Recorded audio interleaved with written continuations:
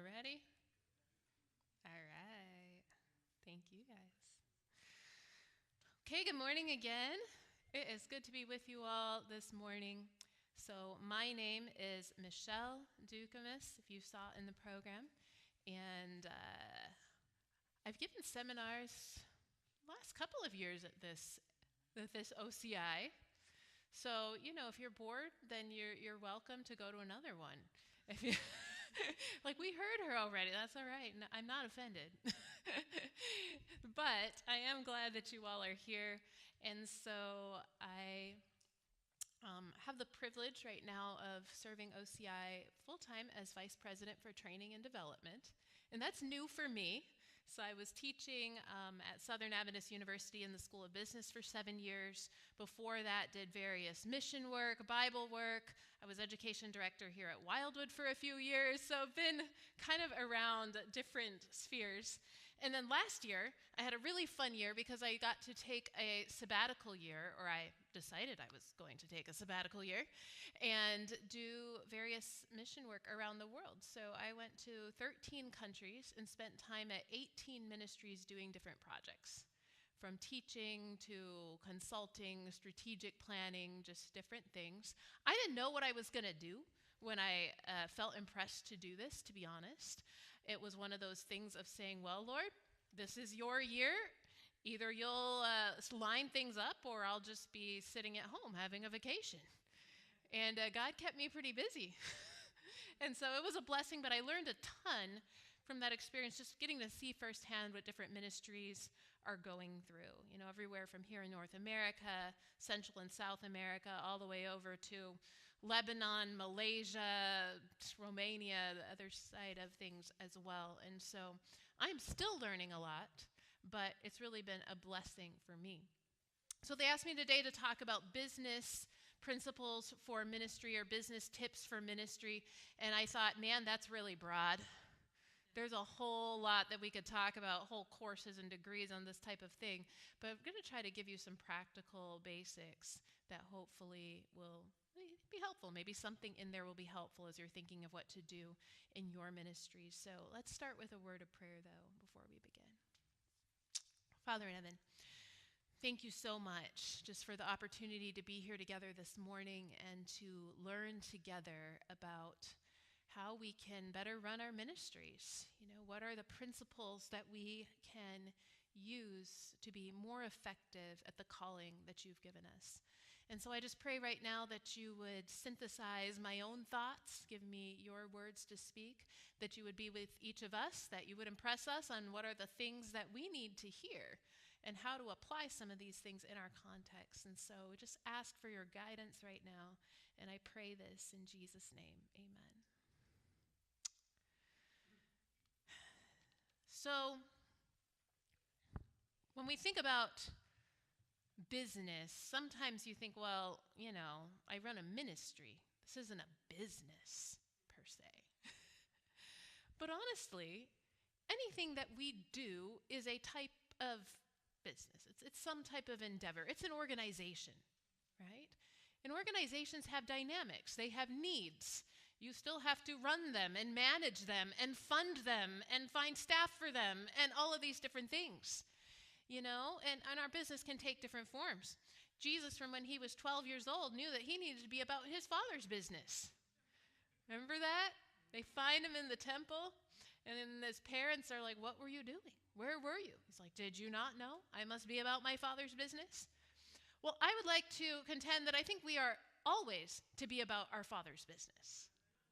Really doesn't matter what kind of ministry you have, whether it's a nonprofit or a for-profit or what you are doing, this is all our Father's business.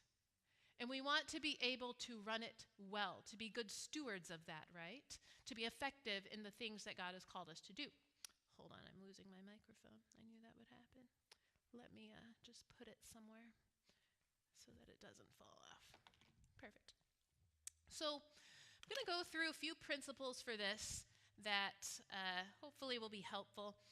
And I'm going to start with one that I think is more of a basic thing, but at the same time, I have to talk about this at least a little bit whenever I do a presentation on these types of principles, because I think that without this, the rest of your ministry is going to struggle. If you do not figure out this one thing, all of the rest of the things are going to be in the air, disorganized, and so on and so forth. And so the principle number 1 that I put here is you need to find your hedgehog. And some of you are like, what in the world is she talking about? Do you even know what a hedgehog is? Do you need a pet for this? Well, I think they're kind of cute, guys. Look at that little guy. Some of you probably think he's a little nasty, but I think he's kind of cute. Look at those little arms and feet, little spiky shell. Anyone had a hedgehog as a pet before? No? Okay, they're not quite cuddly, but they are kind of cute, right? And so there you go. There's a nicer picture of him. But you know what's interesting about a hedgehog is that the hedgehog is an animal that survives because he knows what he's good at. He knows what he was created to do. And that's really a question. Do we know what we are created to do or called to do as a ministry? There are many good things to do. There are many works that need to be done. There are homeless people who need shelter. There are people who need food. There are people who are suffering from health problems. There are people who need education. Everyone needs the gospel. And we are here, and what part do we play in this ministry? We've got to know that. You know, this little guy, let me go back a slide. Does he look very strong? Now, look at those little arms and legs. He's a little puny guy. Does he look very fast? I mean, he could try, but his legs are pretty short. So he's not very strong, and he's not very fast. So do you know how he survives? What does he do? What has God given him? Spikes. Little spines, right? So he knows that all he has to do when a predator comes is he rolls up in a little ball, and that's it. He's safe. He doesn't run. He doesn't fight. Just rolls up in his little ball, and no one can get him because this is how God's made him. Right? God has made him with this mechanism, and he does what God made him to do, and that's how he thrives. What has God given your ministry to do? This is a business principle that actually came from a book called Good to Great by Jim Collins. So we're talking about business principles for ministry, right? And Jim Collins, when he wrote this, says that a successful business needs to figure out the intersection of 3 things, which he says are, what are you passionate about? Or if I was to take this spiritually in a ministry, that's what has God given you a burden or a passion for? You know, people don't usually start ministries because they're like, man, I'm going to make a ton of money on this. People don't usually start ministries because it is always the most fun and glamorous thing to do. In fact, if you are starting a ministry for one of those 2 reasons, you're in it for the wrong reason. People start ministries because they have a burden that God has placed on their hearts, right? God has given you something that you're like, man, I see a need. I need to do something about it. And then he asks, what can you be the best in the world at? Now, that may seem a little extreme, but the idea is that if you're not going to be able to do something well, then maybe you're not the one to do it. Just like the hedgehog isn't the one to be super strong or super fast. He's the one to do what God made him to do. And then Jim Collins says the last thing is your economic driver, meaning it has to be financially sustainable. You have to know what is going to make you money. Now, in a nonprofit setting, maybe this is not as big a thing. Maybe you're thinking, oh, well, you know, we're just going to get donors to fund it. That's a model as well. But at the same time, there has to be an economic driver. Even your donors will need to know, why should they give money to this? And so there has to be something economically about it that will work. So modifying these a little bit more for maybe our type of setting, I've used this graph before if you've been in one of my seminars, but I feel like it always is something we have to think about. And that is, we have to think about our passions and our purpose given by God, our abilities and our resources. That's what enables us to be the best in the world at something. Now, I may just be the best in the world at ministering to Naomi and Larry, who are in the front row. That doesn't mean I've got to be the best for everyone all over, but I have to know how to really reach someone and do that well. And so I have certain abilities and resources. Personally, I figured I wanted to go into medically related fields when I was young. I was going to be a nurse. Then I found out what nurses actually did. And then I decided I was going to be a physical therapist. And then sometime during high school, I started to realize that I really didn't care for math and science, especially chemistry. Biology was okay. Dissection was kind of fun. But wasn't terribly good at these things. And my favorite and strongest classes were English, economics, history, other things. And I started to realize, you know what? Maybe the Lord has called me a little bit differently, and I am grateful to this day. I would have been miserable. I remember talking to some of my housemates who are nurses, and I told them, I'm like, man, I think I'd just be so bored as a nurse. And they looked at me very strangely because I studied accounting. And they're like, really? We would be so bored as you. It's okay. So instead of trying to do what we don't have abilities for, figure out what has God given me abilities for, or in a ministry setting, you may not have all the abilities, but a resource may be a team. So I may not be skilled in the medical field, but if the Lord pairs me with doctors, nurses, or other people with other training, we can work together and still have the resources to be really effective in that. So I'm also looking at the resources of others and how we can work together. And then in the bottom circle, I'm thinking about the needs in the community. The truth is, if you are meeting a need, and we'll talk about this later, you will have an audience. You will, if you're in a profit model, you will make money. If you can meet a need, then there is something that you can do. If you're not meeting a need, then people aren't going to want to pay for whatever you're doing. They're not going to want to show up. They don't care. And so there has to be a need. So if I find something that I'm passionate about and I have the abilities, but there's no need, I'm going to be irrelevant, meaning that people aren't interested. I can have all the interest I want in starting vegan boba cafe in the city, and that's great. But if there's 5 other places and the market's saturated and people aren't interested and no one likes boba anymore, it's not going to work. So I have to find something that meets a need. Now, on the other hand, if I have a passion and a need, but I don't have the resources, I'm just going to do it poorly. And then we're not going to succeed because guess what? We decided to go into an area that is not our area, and that causes a problem. And then on the other side of the circle, if I have abilities and resources and it does meet a need, but God hasn't given me a passion or a burden for it, I'm going to be unhappy. Because we need to be doing what God's called us to do. And so as a ministry, sometimes we can get sucked out into things because we think it's going to be profitable or it's what everyone wants us to do. And we lose track of what God has asked us to do. So we have to be true to what we believe God has asked us to do as a ministry. And so when we find this center, this is in essence what should influence your mission and vision of your ministry. Is understanding those things. Then you really form your mission and vision. And I think the problem a lot of ministries have is that the mission and vision are too vague. I see ministries, they're like, our mission is to spread the 3 angels' messages to the world. Amen, hallelujah. That's also the mission of the Adventist Church. That's the mission of hopefully, all of us. But how are you going to do that? What makes you different from everyone else that's doing the same thing? Sharing the love of Jesus, meeting needs. Those are beautiful things to talk about. But we need to be specific enough that we know, okay, yes, that's the broad mission, but what makes us different?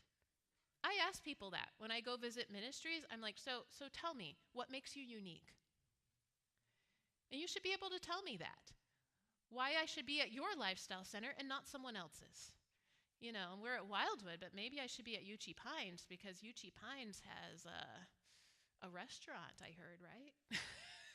I don't know. There's another thing. Both great places, but they should have different strengths, different niches, different things that make us say, okay, this is why we're here and why we're not someone else. If we're all doing the same thing, we are missing what God has called us uniquely to do. And so Jesus, I believe, also knew that he had to focus on what he was called to do and not a million other things. And you see this, at one point in his ministry, like Jesus was asked to a couple different times. One was earlier when at the wedding in Cana, one was later going up to the feast. Jesus would say to them, "My time has not yet come." He's like, I'm on God's agenda here. He realized when he needed to say no to things because that was not what God was calling him to do or not what God was calling him to do at that time. And this can be a challenge that I see a lot in ministries is we try to do everything. Because we read the inspired counsels which say that we need to do all of these different things. And every ministry then needs to have a school and a lifestyle center and a farm and a restaurant and that's great if you can sustain all of those things. But God may not actually be calling you to do all those things. God may be calling you to do one of those things and another ministry to do one of the others and calling you to work together. So I said this in a seminar here a couple of years ago, but I think this is very important to the rest of our business success is we have to be focused. If we are too spread out, we don't do anything well. That is a big challenge that I see many places. So we figure out, what are we doing? This is our why. Simon Sinek talks about starting with why in his book. You know why we're here. This is why we're here. And then all of that leads to figuring out the how and the what.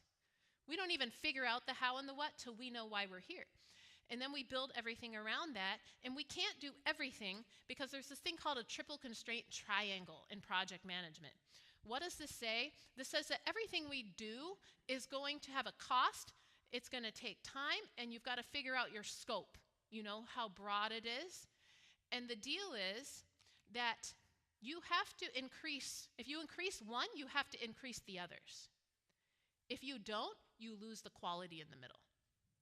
So, explaining how this works. If I want to expand my scope and start, let's say I have an elementary school and now I want to add a high school to that. I'm expanding my scope. That's great. It's wonderful. Maybe what God's calling you to do. But that's going to take more time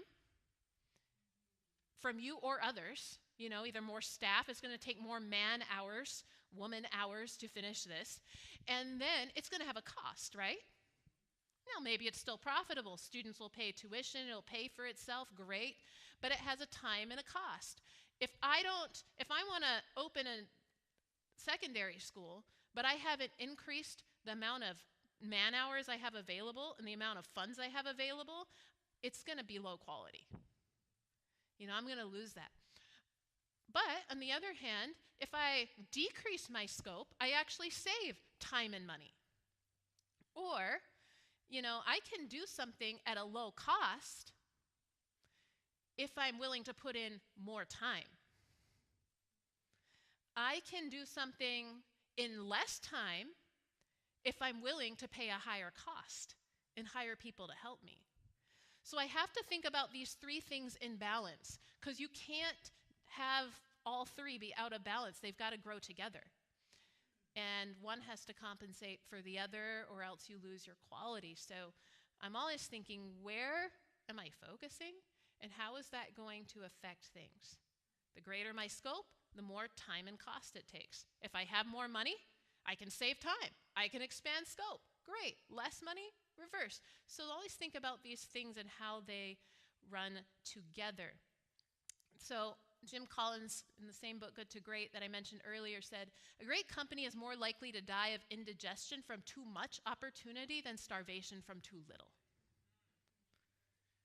Seriously. And that's hard because we have all these opportunities and it could be the Lord. It could be. We just want to be sure it's the Lord. There will always be opportunities and there will always be needs. But have we sat down and really asked the Lord, is this the opportunity for us at this time? Not every open door is the Lord. I know that sounds bad, but that's true, especially as you grow as a ministry and people know you more, they will give you more opportunities. There will be more needs. And we have to be careful to decide which are the ones that really fit with our hedgehog, with what we are called to do as a ministry, and which are the ones we need to punt to someone else. Because guess what? If we are doing something that we weren't called to do, that means we are taking the opportunity that someone else is called to do. I know, it might feel like, wow, if I don't do this, who will? But the fact is that God will call others. If he's not calling us, he's calling someone else, and that's okay to let someone else do that piece. You know, businesses figure this out. It used to be, a few years back, that Southwest Airlines prided itself on being a low-cost airline. Not so much anymore. But they used to call it like the Southwest bus, the cattle call airline, you know, because to keep things simple, there was no assigned seating. You just kind of showed up. In fact, it would often make multiple stops on the way to your route because they saved money by doing it that way versus the hub and spoke system that other airlines use. You know, you didn't get as much food. You didn't have all these things. In fact, there's a story about one of the workers asking if they should put chicken on the salads. And Herb Kelleher, the CEO at the time, was like, is this chicken going to help us be the low-cost airline? They're like, oh. He's like, well, then no. We are not having chicken on our salad. Everything was built around the fact that their goal was to be the low-cost airline. Now, they've kind of shifted from that, and I won't say whether that's good or bad. We'll find out. But we still have ones that do that. Anyone flown Ryanair over in Europe? Yeah. You're lucky you got a seat, man. That you're not sitting on the floor. I don't know. They might charge for oxygen masks these days. I don't even know anymore. It's cheap, but it may or may not fly. There's different things, but they know this is their niche. They're not going to offer a bunch of service. They're not going to have everything, but you're going to fly them because you got that fare for $19.99. So it's what they're Spirit, yeah, Spirit. Ryan's a little, I think, worse than Spirit. Spirit's close, though. You're like, there's worse than Spirit? My opinion, yes. So, you know, Ellen White, Norman McNulty cited this quote this morning in the worship. It's in regards to spreading the three angels' messages, where it says that they, God's people, are to allow nothing else to absorb their attention. And I think that applies to whatever we're called to do. When we know what we're called to do, we shouldn't allow other things to take our attention away from that. And so that's important. And it doesn't mean that your ministry can't have different facets, but it's better if we really know our thing and we do that. You know, I remember sitting down with a friend of mine who's now director out at Souls West, which is a mission school out in Arizona. And they train Bible workers and canvassers. And sometimes they get a reputation like, oh, you guys are too narrow. You just focus so much on like the canvassing, like this is everything that you do. Everyone's all about canvassing. You know, there's other forms of ministry than canvassing and Bible work. And that is very true. There are many other forms of ministry than canvassing and Bible work. There's medical missions, there's all of these things. But I will say that I sat down and I told my friend, I said, you know what? That is true. You guys could broaden, but why? Does not God need someone to have a school that's really good at canvassing and Bible work? It's focus, right? And I know that if I want to pull a good canvassing leader, I will pull them from there. Why? Because that's what they do well. They know it. They run it. Students canvass in the summers. They canvass in the winter. They canvass, months during the year. They're out there. They're leading it. They're doing it. They're in people's homes. They're studying. And so I know, theoretically, what kind of graduate comes out of there and what they're good at. And that often is more effective than trying to be a school or a ministry that does everything. Be known for doing something and do it well. So number 2, once we have an idea what we are called to do, we really need to understand the people that we're doing it for. That's the second thing that I would really say is, who is this audience that you are seeking to reach with whatever this ministry is that God's called us to do? Who are they? And no, again, it's not everyone. Just like you're not called to do everything, you are not called to do whatever you're doing for everyone.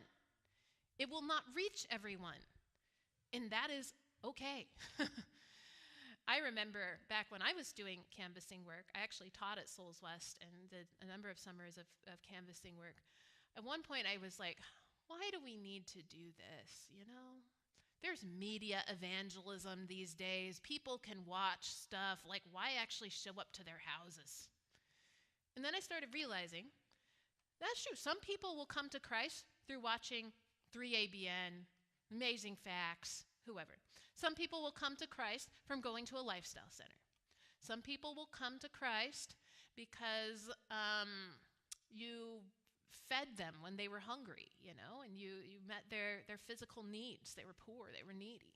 But there are other people that I learned will come to Christ because someone showed up at their house, and they don't have any Adventist friends, and they don't go to churches, and they don't watch 3ABN, and they would not be reached, but someone showed up at their door. And so we reach different people different ways. And we need to figure out what kind of people does our ministry really cater to. It's like shooting at a target, you know? If I'm shooting at a target, if there's a target on this back wall, which part of the target am I going to aim for? Yeah, why not the edge? You're like, that's not how it works. Well, also, if I'm not aiming for the center, it's easier to miss the target as a whole. If I'm aiming for the center and I get that, even if I'm a little off, I'm going to be hopefully somewhere on that board. And that's the same thing in our ministry. That doesn't mean that our ministry is only for the people in the center. But if I have geared my ministry around those people, then I may also get other people that are farther out in that rim as well. And so my ministry is not for everyone. That's okay. PricewaterhouseCoopers had this article, our consulting firm, that I thought was interesting, this quote. In today's competitive business landscape, brands are constantly competing for attention. It may seem tempting to cast a wide net and attempt to reach as many as people as possible. However, a broad, unfocused approach is rarely effective. Instead, success lies in establishing the right target audience, understanding who your ideal customers are, and tailoring your strategies to meet their needs. And so, now I'm figuring out, what does my audience really need? How am I going to help them? And you know, Jesus knew this. He had a strategy in how he worked with people. And he welcomed everyone. But if you think about it, he spent his most effort with the 3 and the 12. Others, he reached differently. You know, the 70, he spent time with them and not as much. He involved them in the ministry. Then there were other committed disciples. We don't know how many of them and who they were, but he would preach to them. They listened to his teachings. Then there were the curious. They weren't even ready to be a disciple, but they'd listen to his parables. And then there's the crowd, and all they wanted was healing. He gave that to them. So Jesus, you know, he worked with everyone, but his core time was spent on those few. And are we spending our core time with those few? Robert Coleman wrote it this way. Though he, Jesus, did what he could to help the multitudes, he had to devote himself primarily to a few men rather than the masses. Get this last part. So that the masses could alas be saved. This was the genius of his strategy. So this is the whole discipleship idea, right? It's better to reach a few people really well, convert them, and then they can reach others, than trying to do everything for everyone and only being, you know, an inch deep. Better to have more depth with a few than reach everyone. And so, because different people are going to want different things, depending which customers we are going for. I mean, if we're going for a wealthier demographic, they're going to want different things when they show up at your center that you're running. They're going to expect different standards. But then to meet those standards, it's going to be a higher cost. Remember the whole time, quality, you know, that whole triangle, cost, scope. So if we set our quality so high to reach the wealthy, then our cost is going to be higher than probably lower income people could afford. That's fine if you're called to reach the wealthy. On the same time, if you want your service to be accessible to people who are not in that higher sphere, then you may not invest quite in that much quality. you're like, all right, we want to be quality, but we're not going to have the nicest rooms and a huge swimming pool and all the amenities because we want this to be cost effective for regular people. So we have to decide. If we're trying to reach everyone in one brand, you dilute your brand and you're not effective with any of them. And so, if I was going to reach Daisy Discount, I'm not going to read this whole thing. She's just a hypothetical person. Daisy is 28 years old, and she loves discounts, as her name says. She very rarely buys full price, no brand loyalty. She goes to whoever has the cheapest, searches online, wants discounts, hates it being too expensive, doesn't make a lot of money. If I'm going to reach Daisy, what is she interested in? Cheap. Daisy wants a deal.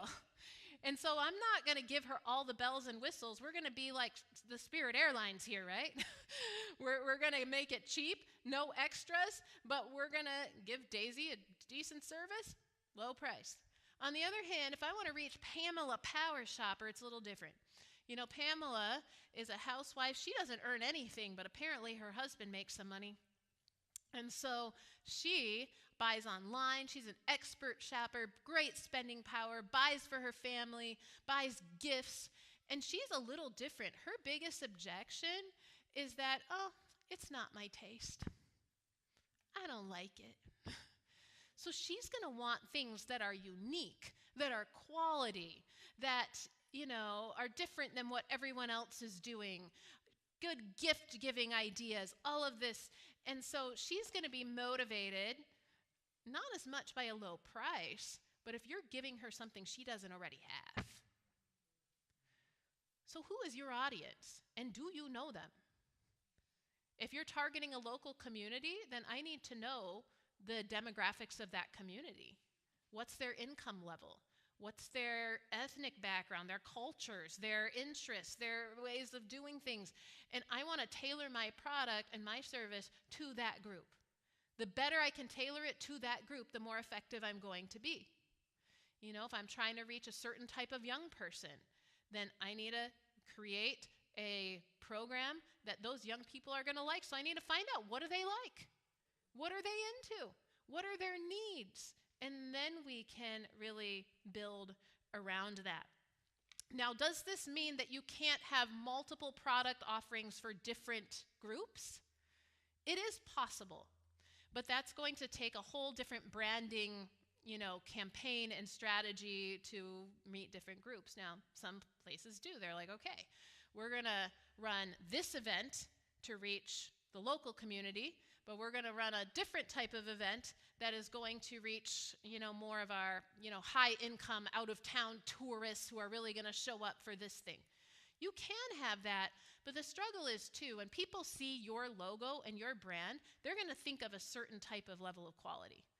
And it's hard to have multiple levels of quality or multiple niches under the same brand. So a lot of big companies even give whole different names to different brands to separate them. If you think of auto manufacturers, they have different lines of cars. Like, we'll take Volkswagen because they have a big plant here in Chattanooga. So they make Volkswagens, but they also make Audi. That's like a higher end brand, right? They also own Porsche. That's way higher, right? Why don't they just put Volkswagen on all of them? Just make a really nice car and put Volkswagen on it. Make a really cheap car and put Volkswagen on it. Make a medium car and put Volkswagen on it. Because in people's minds, in their perception, that logo represents a certain type of car and certain quality. And so we need to be careful of that in our ministries as well. Your logo represents something to people. And you want to guard that representation, that reputation with what you offer under that logo. And so, yes, you could branch out and have some different branches and brands. Again, that depends on your capacity, though, to expand your scope. That's going to take time and money and effort to do that. So often it's better to stick with something simple. Know what your brand is and be consistent with that so that when people see your brand, they know, oh, this is what I expect. This is the quality, this is the type of service, this is what they do. And so, like restaurants, Chick-fil-A, I respect that I know if I'm going to go to Chick-fil-A, there's going to be chicken. I don't eat chicken, which was an awkward conversation the first time I went to one and asked them, I know this is Chick-fil-A, but what do you have that doesn't have chicken? I ended up with a 17-cent lettuce wrap, which was a hunk of lettuce and some waffle fries. But I knew this going in. I was not surprised because it is very clear that they are Chick-fil-A, and I would take what I could get if I didn't want chicken. And people should know with us, this is what you're going to get. This is who we're after. And when you expand, because you can still expand, something to think about is what would your audience really be interested in? There's this idea of red oceans versus blue oceans in competition. So a red ocean in competition is a market where there's a lot of competition already there, a lot of people doing the same thing. So the philosophy of blue ocean theory is that instead of doing what other people are doing, you should go out into the blue ocean where there's not the same competition. Do something different, right? The red ocean is red because of all the blood of people fighting each other. So get away from all that and get out into the nice blue and do something different. But that doesn't mean that what you do that's different is completely removed from what you do already. In fact, often the blue oceans are close to where you already are, but a little bit different. So, Apple makes cell phones. And then they decided, hey, there's a lot of people making cell phones. So what we're going to do is we're going to make a watch that goes with our cell phone. Ooh, because other people don't have a watch. But that watch was not just any watch. It was geared for the same audience, right? The same people that are buying the phones, they're like, hey, now you need a watch too, so you can have all of your stuff on your wrist and not just on your phone. Have it with you all the time. You can see I do not have one. I don't want to be that attached to my messages. But that was their idea, right? Or you get into making headphones that are really nice, or other things that go with their product, right? Those are often the blue oceans. They're not like Apple decided now we're going to start making furniture. No, they're related to your hedgehog. You take what you already do and you expand out from that. So if you are a health ministry, it's not such a far stretch if you're a lifestyle center to start doing, coaching or restaurant work or other type of medical services. Find something that's related to what you're good at instead of finding something that's like way out in left field where you have to get a whole nother audience. Alternately, you can do a different type of service or product, but it should be something that your audience would really like. So again, know your audience. And then if you create new things, if you innovate, which you should innovate into things that audience would find really useful and helpful. That is usually the best way to expand. Now, once I know what I'm called to do, my hedgehog, and I know who I'm doing it for, the third thing is that we need to provide value to that audience. How do I really provide value to them? And so this is what I would say with this. Are you solving a problem? Are you solving a problem? If you are not solving a problem that they have, then there's not going to be a high demand for what you do. It may be nice, it may be convenient, but it won't be a necessity. It won't be something that they really need. People buy things to solve problems. So, again, remember our 3 circles, right? If it doesn't meet a need, it's going to be irrelevant. So, it's not what you do, though, that people want to know. They want to know what you do for people. They want to know, Narlan, you would want to know what I do for you. How is Narlan's life going to be better because of what I'm offering, right? So I pick on Narlan. Narlan's in our OCI, our new leadership development program that we launched in January. And so we have a first cohort of 15 leaders going through 4 months. They're paying and going through 4 months of leadership training and content and whatnot. We're opening this up in January, actually more broadly. But I have to explain to Narlan why he should do this. He's a busy guy. Does he need more things to do? I don't know. Probably not. Ashton's like, no, he doesn't. So I'm going to put Narlin on the spot. Why in the world did you sign up for this thing, other than maybe someone encouraged you to? The leadership? Yeah. Well, everything that I'm doing is in leadership, so it makes me better equipped for leading. To better equipped to lead. Okay.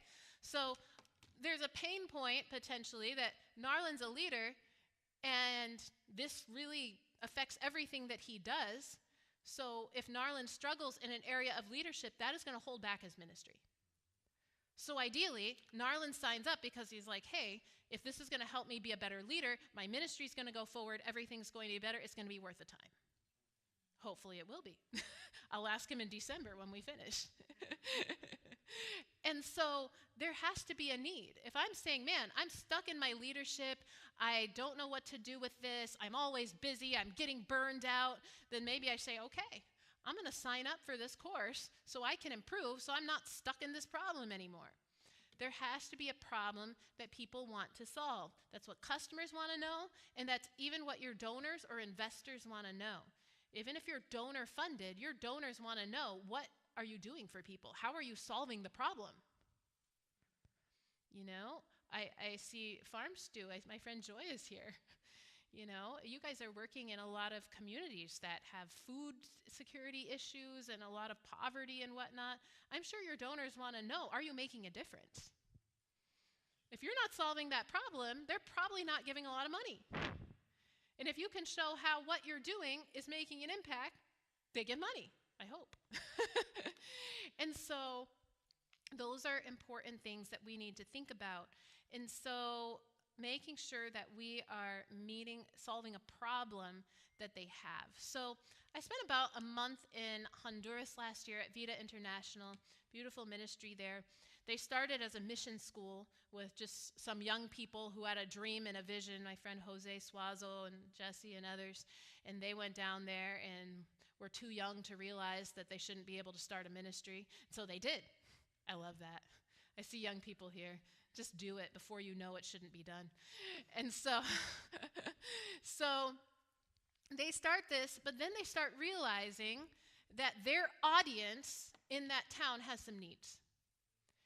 And that part of Honduras, you realize, has a lot of poverty, and like, if people want to better themselves, from what I was gathering, talking to people, they know two main ways to really get out of the situation and provide for their families and so forth.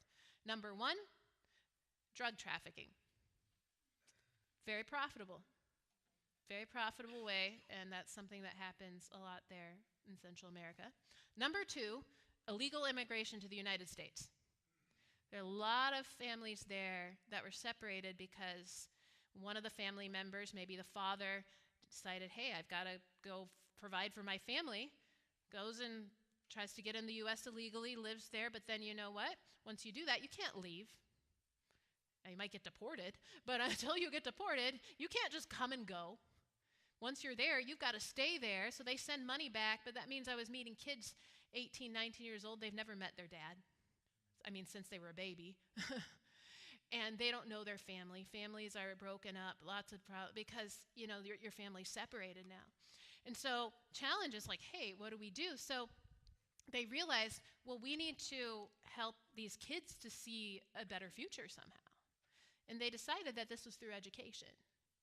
And so what did they offer? They offered a bilingual elementary and high school, starting with elementary. Why?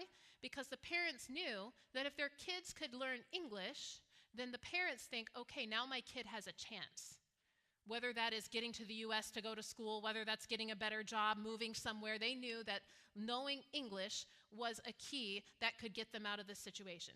And it sounded like a better key than dealing drugs or, you know, trying to sneak out of the country. And so by providing this, it was something that families saw, hey, this is going to solve a problem for us. This could open up a future to my kid. So they're willing to pay for it. The kids come, and then the ministry realizes, well, but this is our key to evangelizing this community. Now we've got all these kids. We've got them for up to 12 years. We teach them about Jesus. We can, you know, they have baptisms out of this. So it was something that was in their mission. What they were trying to do, they were there, hey, we're going to reach this area. This was a way to do it, and it was something that met a need, and a need that the families in the community felt. They want their kids to have a better life.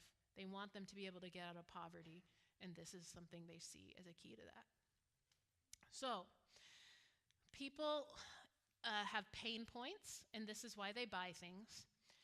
You don't buy a Band-Aid just because you think you need a Band-Aid. You usually buy a Band-Aid because your knee is bleeding. So if you saw the Band-Aid, it's just a way to stop the knee from bleeding. So when we talk to people about what we offer, we are not just offering what a product does, but what it's going to do for them. They need to do this. They need to know this. This is important in your marketing. So what is the difference between this? This umbrella, it has features. This is what it does. It's unbreakable design, waterproof material, real wood handle. That's all great to tell people. But the honest truth is, why do people buy an umbrella? To not get wet. Or in some places, they use it a lot to protect from the sun. Especially you go to Asia, other places, people have these sun umbrellas. So, yeah, it's great to tell people features, but if people are going to really buy from your organization, they need to know how it's really going to benefit their life. Not just what you do, but how it's going to make their life better.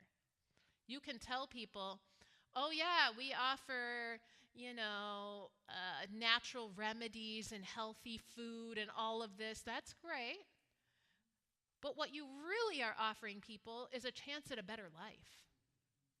And when they can see that, they can say, hey, what you're doing is actually going to make me happier, healthier, and so on and so forth.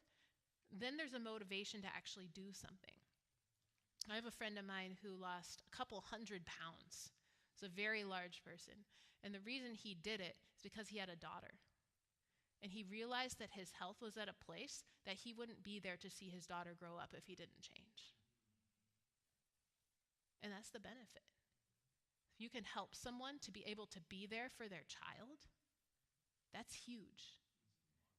That's long term. And that's what people want to know. They don't just want to know all the things you offer. Great food, nice location, quality materials. Those are all good, but the real reason that people buy things is what they're going to get out of it. And if we don't know how to communicate to our audience what value they're going to get out of it, then that might be why you're not getting more people in your organization. That might be why more people aren't coming to your center or your school or buying your product, is because you haven't communicated effectively how this is actually going to make their life better. I think we struggle with this even with the gospel. Tell people all the things we're going to talk about, but how's this really going to change their life? That's why often, like Ellen White says, the most effective thing is often the power of our testimony. When people know what it does for them, then that can make a huge difference. So, yes, we'll skip the ice cream for now. You even see how companies advertise products. They talk about the problems that it solves. I'm going to skip iPhone for now. Let's do Uber. This was one from Uber, the app. Tap the app, get a ride. Uber is the smartest way to get around. One tap and a car comes directly to you. Your driver knows exactly where to go, and your payment is completely cashless. Okay, that's things that they do, but implied in this is solving problems. What problems are they say that they're solving if you read between the lines of this? Not getting a ride? Not getting lost. Okay. So one problem that I'm afraid of is that the driver doesn't know where to go. They take me somewhere weird. I don't know. And they're like, all right, nope, driver's going to know where to go. What else? I have to wait too long. Yeah, I mean, where do I even get a taxi? I got to call someone. They got to show up. So I don't want to wait. That's a problem. Yes, sir. Carrying cash. You don't want to carry cash. And then more than that, I know a lot of times I've wondered, especially in some countries I visited, if that taxi driver is going to rip me off. Like, how much are they really going to charge me at the end of the time? Whereas with Uber, I know from the beginning how much I'm paying. Don't have to pay cash. What other problems to solve? It's convenient, I just have to tap on an app. Don't have to do anything else. Cheaper, yeah. generally speaking. Hopefully clean. They didn't say that, but so in how they're advertising, they are basically telling you the problems that they're going to solve. You don't have to carry cash. Your driver's not going to get lost. You don't have to wait long. It just shows up. It's easy. And people use it. Why? Because I know what problems it's going to solve for me. Are we communicating that to our audience? All right. So we have to know what we're called to do, who we're called to do it for, and then be able to communicate to them value that we are giving them so that they will be interested in that. And then the fourth thing that I wanted to talk about is we have to build a strong team to actually deliver this now. So once we know in our ministry what we believe God's calling us to do, who it's for, and what value we're going to give them, we have to actually produce. And this is often the hard part. We can have lots of great ideas in theory, and now we've got to actually make it work, actually do it. So a big part of that is building a strong core team. Unless you are going to be a solo entrepreneur and do everything yourself, you're going to need some people with you. Even solo entrepreneurs, though, partner with other people for different services and parts of things. Very, very rarely do I see anyone who works completely alone. So what are we going to do with this? First of all, think about who's going to be in your core team. What would I say for this? I have a whole nother talk on building and keeping a team. But you want to have people that are like-minded and share your values. This is going to be important in a ministry. It's important in business too. Jim Collins, who wrote that book, Good to Great, that I mentioned earlier, one of his other principles is that he says, when you're in a business, you need to get the right people on the bus. Like if you picture your company, your ministry as a bus, he says you need to get the right people on the bus. You need to get the wrong people off the bus, get them in the right seats, and then figure out where to drive the bus. Right people on, wrong people off, get them in their seats, and then you drive. And so one of the things that's big is make sure you've got the right people on. And the right people may be very diverse. It's good to have diversity, to have people that have different skills, that think different ways, but they need to share your values, your mission, your vision. If you don't share those things, you're going to have trouble down the road with trying to take that bus different places. So you can have someone, you're like, man, this person is a doctor. We really need one. They have all this experience. We're desperate. But if they don't share your values and your vision, like your philosophy and how you're going to do ministry, you're going to have problems. And so what are you going to put there? People are committed to the vision, diversity of strengths, and also ideally people who are flexible and willing to grow. So Jim Collins says, when you have the right people on the bus, they'll help you figure out where to drive. They'll help you with the direction, and those people will be flexible enough to go in different directions because they're bought into the mission. So they're like, man, we're bought into this, but if we've got to make some changes that are hard because, maybe we've got to close the restaurant because it's not really helping the rest of our ministry or something difficult, they're willing to change and do it because they're bought into what you're doing. So there was a company he talks about that was into paper mills, paper products. And the industry was changing. There wasn't demand for it. And they had the guts to say, we're going to close all of our mills and go into consumer products instead. And they did, and it was hard, but you know what, the best people, they're like, hey, that's fine. We'll move and work on something else because this is what's best for the mission. This is what's best for the company.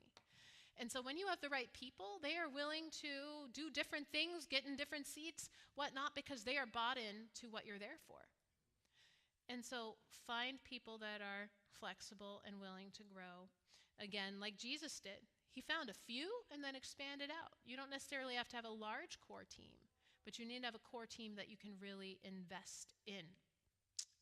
Gospel Workers says this, when Christ called his disciples to follow them, he offered them no flattering prospects in this life. He gave them no promise of gain or worldly honor, nor did they make any stipulation as to what they should receive. Why did Jesus do that? Larry, please. Stephen Covey, yeah. It's Trust and Inspire. I'm saying it for the recording, yes.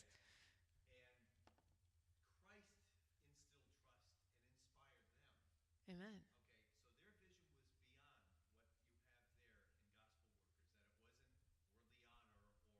Mm-hmm.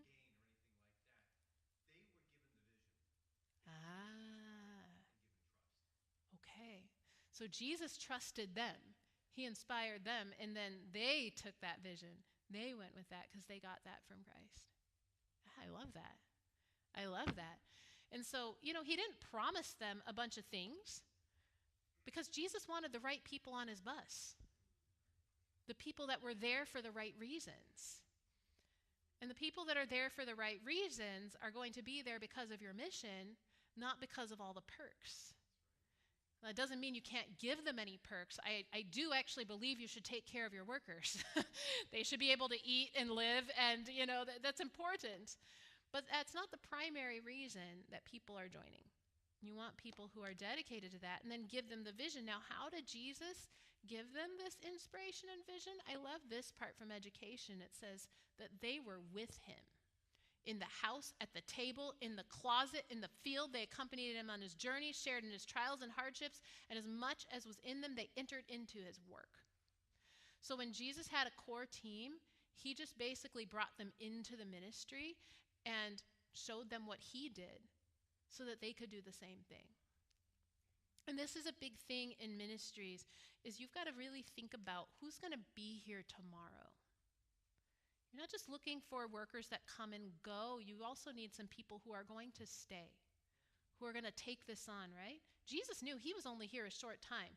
And if he didn't train these few disciples, the whole early church would not happen. It would die with him if he didn't train people to take this on. And this is one of the big challenges that I see in a lot of ministries, is they grow very dependent on one person, usually the founder. And when something happens to that person, the ministry falls apart. Maybe not immediately, but over the next while, it tends to fall apart. What that is a sign of often, though, is that we haven't taken the time to really train up others behind us to build a good team. We should always be essentially working ourselves out of a job. Easier said than done, I know. As I've traveled to ministries, the top things that people tell me are challenges for them are, one, finances, of course, and two, getting good people and keeping good people. So when you have people doing what it takes to really bring them in, to mentor them, to give them opportunities to grow, to work with you, to develop into leadership, it's like your bench in a sports team. You can't be a good team just by having a few players on the field and no one good on the bench, because if someone in the team gets hurt, who takes their place? You got to have a strong bench. And so always be thinking in my ministry, not just who's here now, but who do I have on the bench that I'm developing so that they can be the players of tomorrow? Could be young people. Doesn't have to be just young people. Could be anyone in your team. And the good people in a ministry, if they are not growing, they will be leaving. That is what I have seen. The best people, as far as like potential leaders, leadership potential people, want to grow. They want to have responsibility. They want to learn. And if you're not giving them that opportunity, guess what? Someone else will. Another ministry, another company, someone is going to see their potential and is going to offer them opportunities to grow and learn and lead, and they will go. Now, people can still go, even if you give them opportunities. I realize this. You're not always going to keep your best people. But if you invest in them, you will attract more good people. I remember talking to my friend Bill, who I worked for in California. He ran all the literature ministries, and now he does it for the Pacific Union. But when I worked for Bill at that time, it seemed like most of the leaders for all of that union were coming out of his conference. They were coming out of his programs. Like, all the next people were coming out and coming out. And I worked for him too. And to be honest, I was like, man, I love working for this guy. And I asked him once, I'm like, so Bill, how do you do what you're doing? Like, how are you successful at this? And he said, oh, it's easy. I just get the best people. But you know what? I worked for him, and I don't actually believe that. Because what I saw at that time was he got good people, but he invested into them till they became the best people. I know how he invested in me. And to this day, if he called me and said, hey, Michelle, we have an emergency, can you help with something? I would, if I could, fly in a plane and be out west like today for free. Why? Because of how much he invested in us. Like, he had an ability to make it seem like we hung the moon and he would not be able to do anything without those of us who were working for him. Yet we all knew that was the opposite. It was really he who was the one behind it. And at the same time, it wasn't empty flattery. It's one of those people that if Bill took me aside and say, hey, Michelle, you're really good at this, this, and this, but I've noticed that you have a challenge with this other thing. And he's told me that before. Like, hey, I noticed that you struggle with this, and I took it really serious.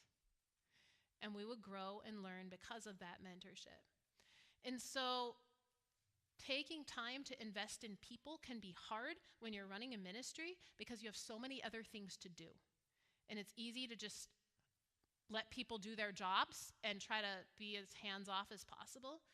But we really need to invest in them if we want them to stay and be our future leaders. If they're not there for the money, we have to think about what else helps people stay. Ultimately, it's got to be the call of God, but other things contribute to it. And I'll tell you what things don't help.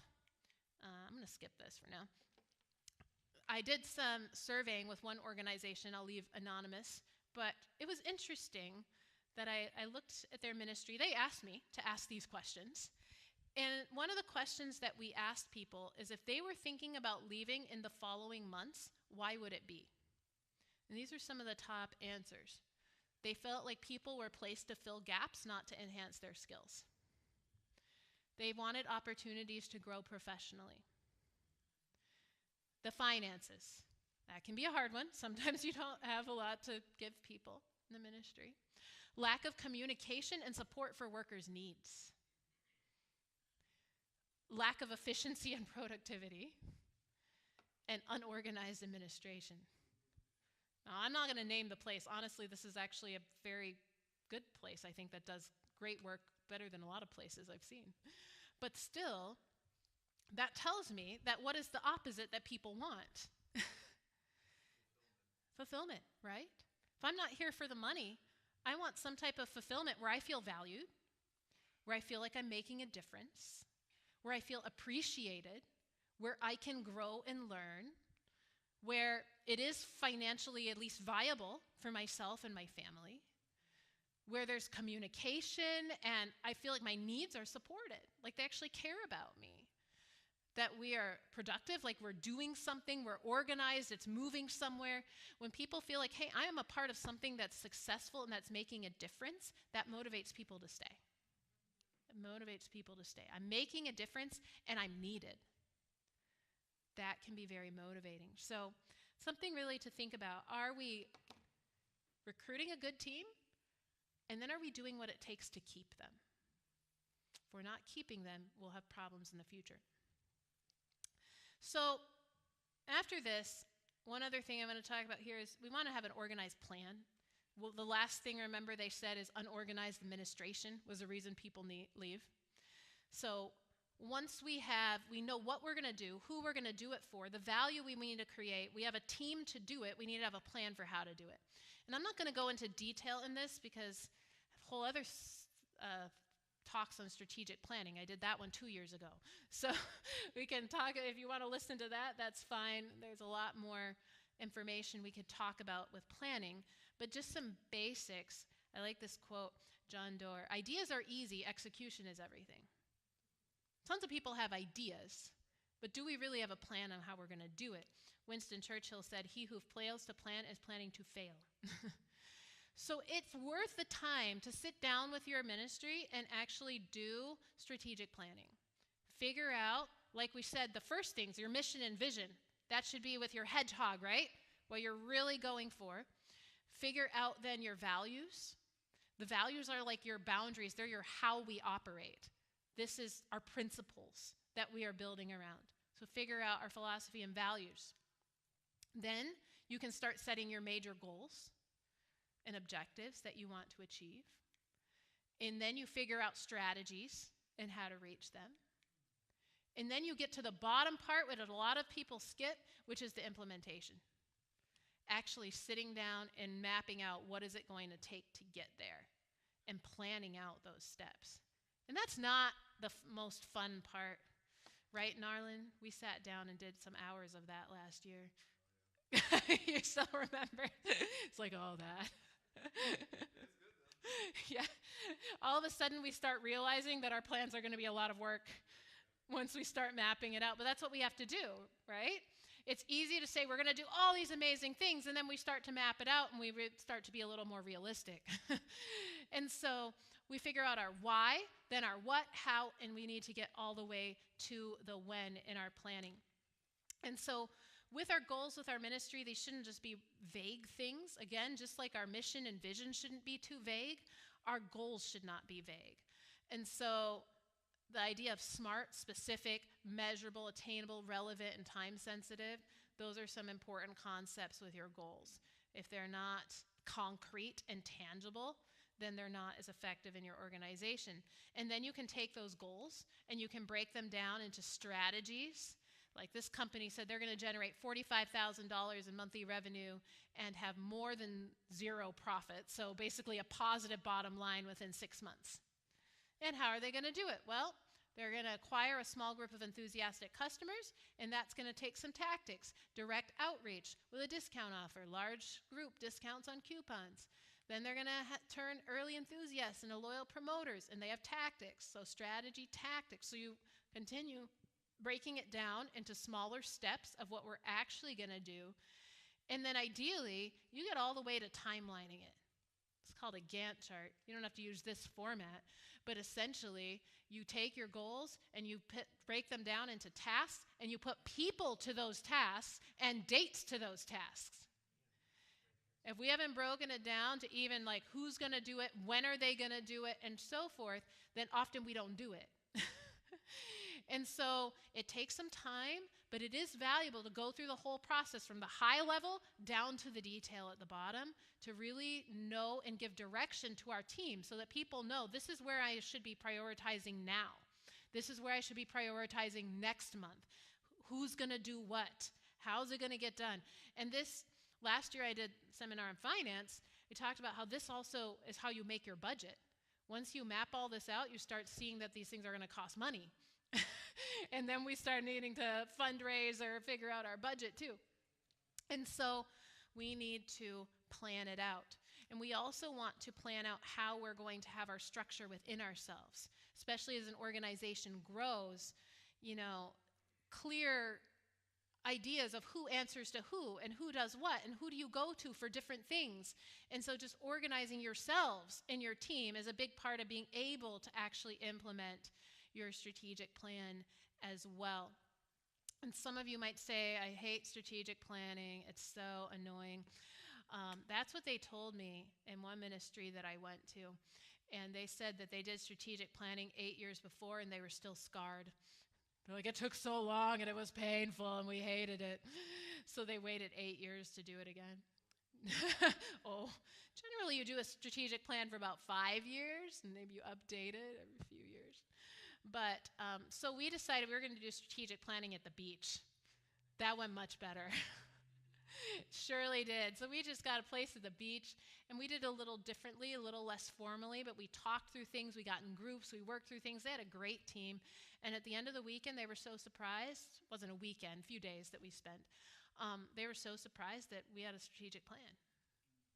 And so it can actually be a bonding experience for your team if you do it as something fun.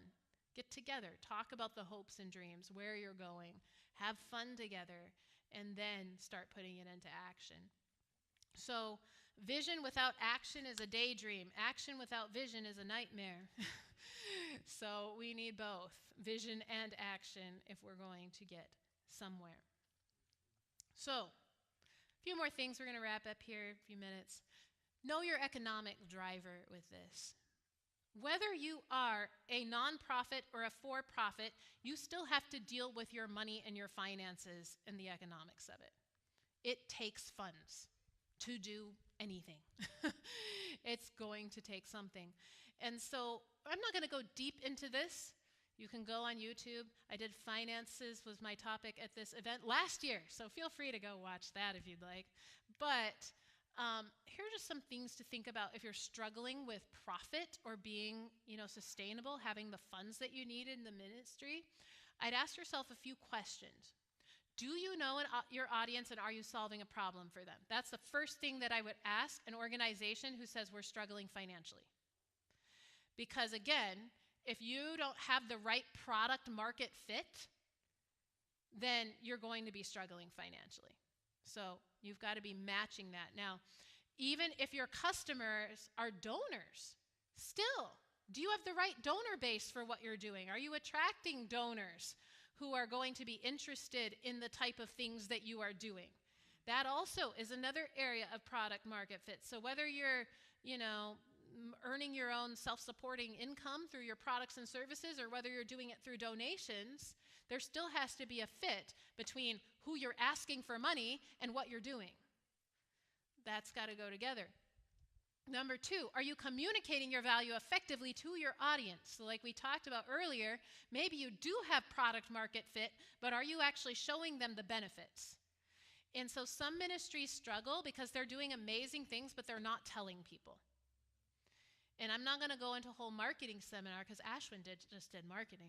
So he's like, it's okay. But if you are not telling people what you're doing, you're missing out.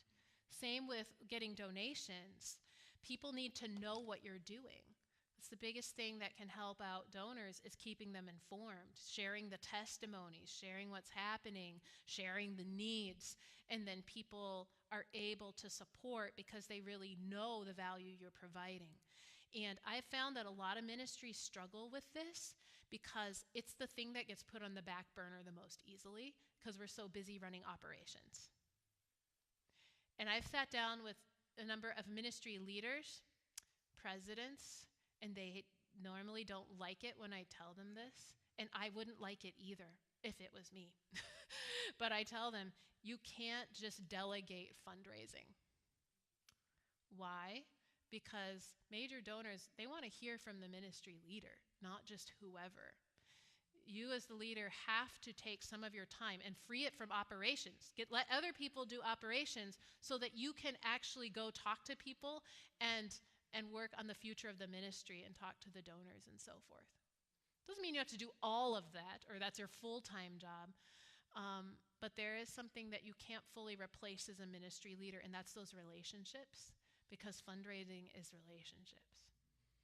Now, Steve is doing a seminar on fundraising over there, so that's as far as I'll go into that, because you didn't come to the fundraising seminar or you'd be in the other building.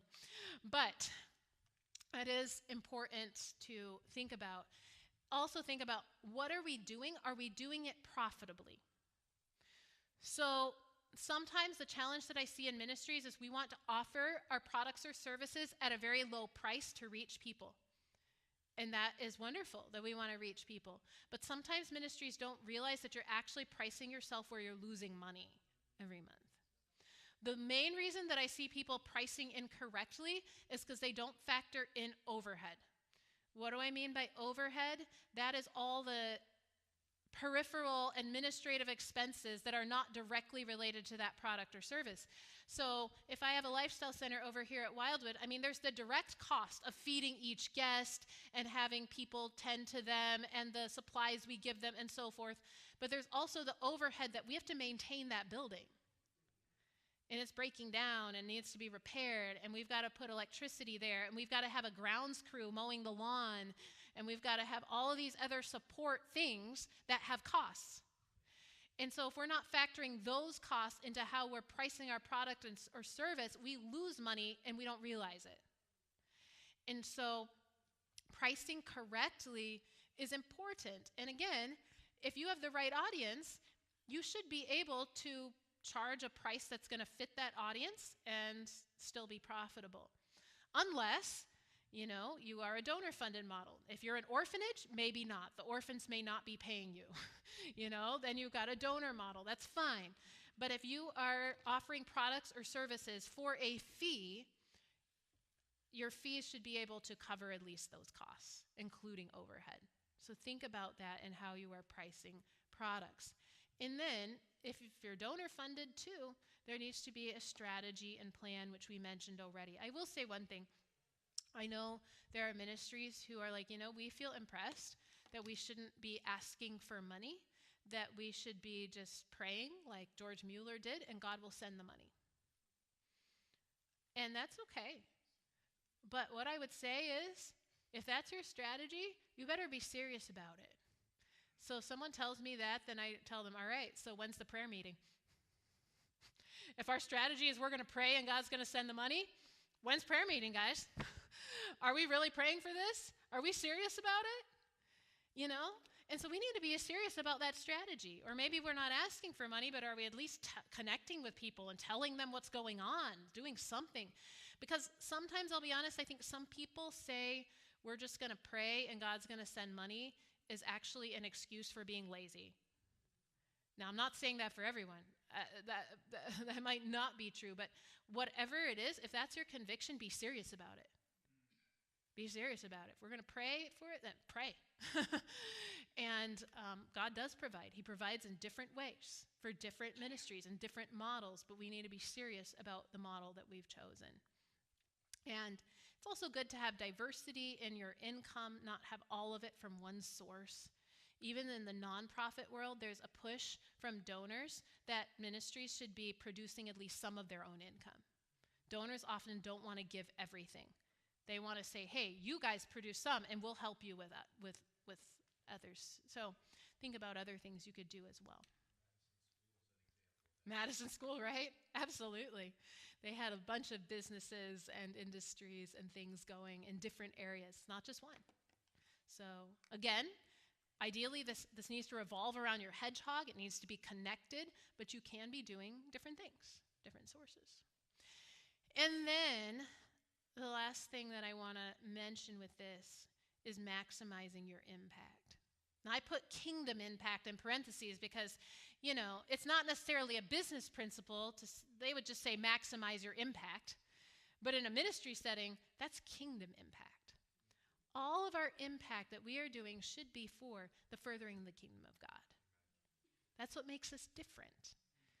I have found that these business principles that apply in the business world apply in the ministry world as well. They're not terribly different because I think they're the same principles that God's established. God knows how things work, and it works in a for-profit and a nonprofit. The difference is why we do it. And the why is not just for money. The why is for kingdom impact. So how do we maximize kingdom impact? Then we sit down and ask ourselves, okay, so we know what we're called to do. We know who we're doing it for, what value we're providing. We know who our team is. We build a team. We make a plan. We look at our finances. And then we've got to take a step back and say, am I using my resources effectively?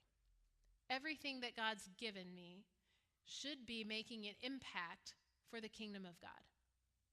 How am I doing that? Are my processes working together? Do I have a spiritual path for my customers or whoever it is that is affected in your ministry? And I think there's a lot more we can do to really utilize different aspects efficiently. So I spent some time down in Colombia. This is Vida Sana Redención in Colombia. And one thing that I noticed they're really good at there is maximizing all that they have.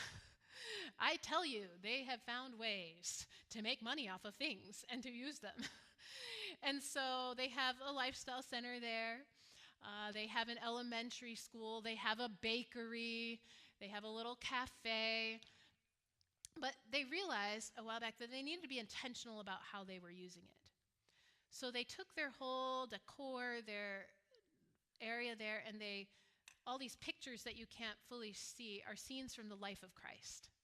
They said, you know what, we want to redo all that we're doing around the gospel. so that when people just walk into our campus, they see the whole story of the gospel here. They have trails that people walk on, miles of trails, but those trails, all as you go through the trails, are inspirational quotes from like the Bible, Spirit of Prophecy. So you're getting a whole sermon when you're walking the trails. And the trails are not just for like the lifestyle guests or the staff. The trails are for the public, and they charge you. Like you can pay to go walk on their trails, and they're nice. So people pay, they get exercise, they see all this spiritual quotes and influence. Then when they come back, they can get a nice healthy smoothie at the cafe.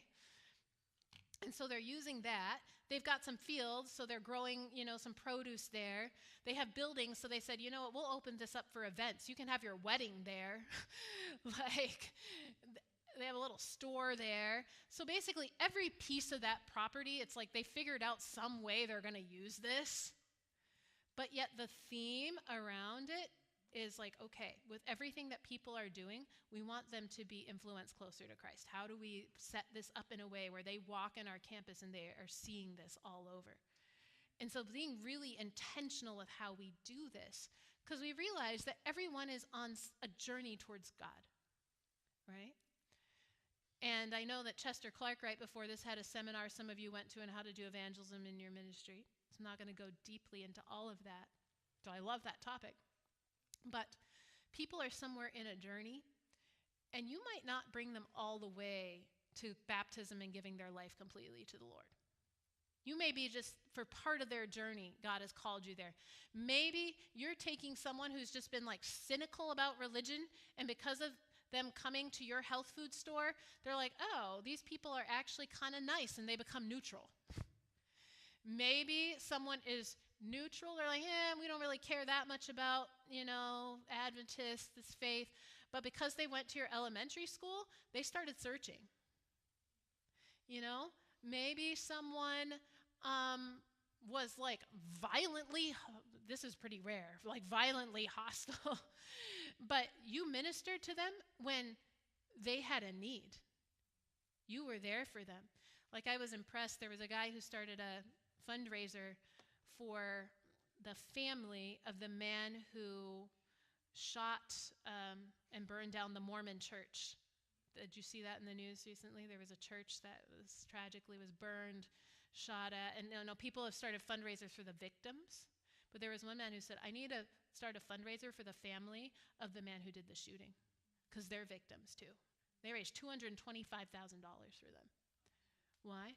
Well, that's a way to take some people who might be violently opposed. I don't know that the family was, the man was, but now they see, I don't know, like, hey, people actually care about us, so we move them somewhere further, right?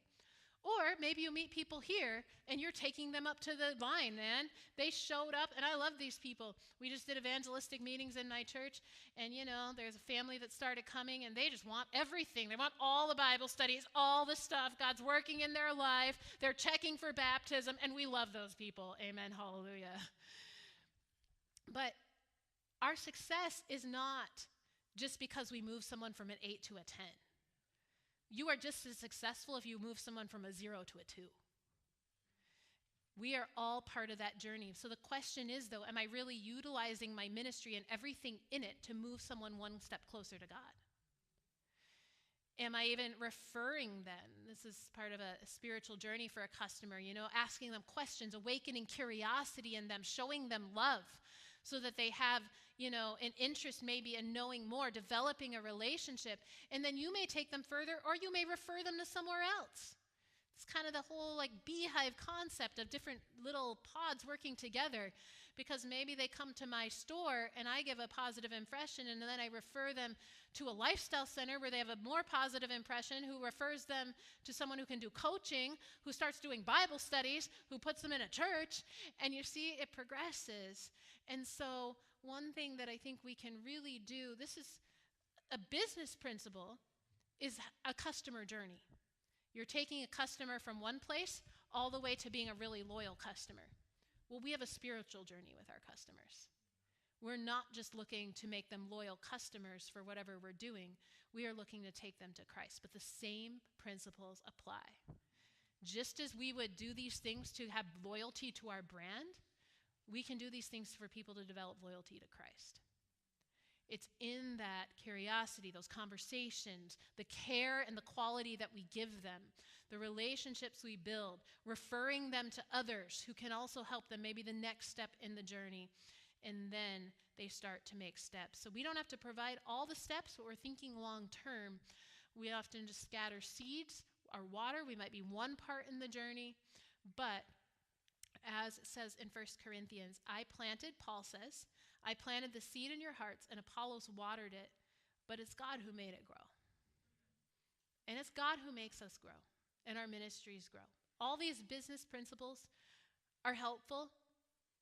We need to plant, we need to water, we need to do our part.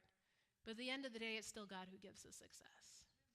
He works with us when we work with him. So I'm going to say a word of prayer. I'm going to close out because we're over time. But if you want to stay and ask questions, we'll keep answering questions after. Lunch isn't until 1, so feel free to hang out and ask questions. But we'll pray first for those who need to. Go ahead and go. So let's pray. Father in heaven, thank you so much for the opportunity to be in ministry.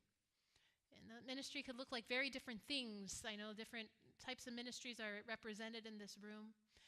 And we all need the wisdom, Lord, to know how to do our best work. And help us in this, Lord. Help us to be clear about what we're called to do, who we're called to serve, to know what we can do to truly solve their problems and meet their needs. Help us as we seek to build a team, bring the right people that are going to be part of this ministry. Guide us as we plan, as we look at our finances and fundraising, as we seek to make an impact, Lord. That's the bottom line. So at the end of the day, the bottom line isn't just the money. The bottom line is an impact for your kingdom. So continue to show us, to guide us, so that we can be more effective in this, Lord. And thank you that as we do our part, it is still you who gives the increase. And we are grateful that you are a God who does that. As miraculously as a plant growing, you will grow our ministries. And so I just pray this, and I pray for each one here, a special blessing as they go back to their